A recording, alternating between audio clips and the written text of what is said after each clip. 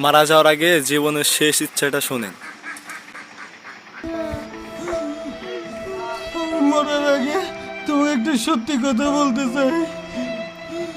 তোমার থেকে যে 2 লাখ টাকা নিয়ে গেছিলাম বিজনেসের নাম করে, সেটা আমি জুয়া খেলে হারছি। সমস্যা নেই, আমি ওগুলো কথা ভুলে গেছি।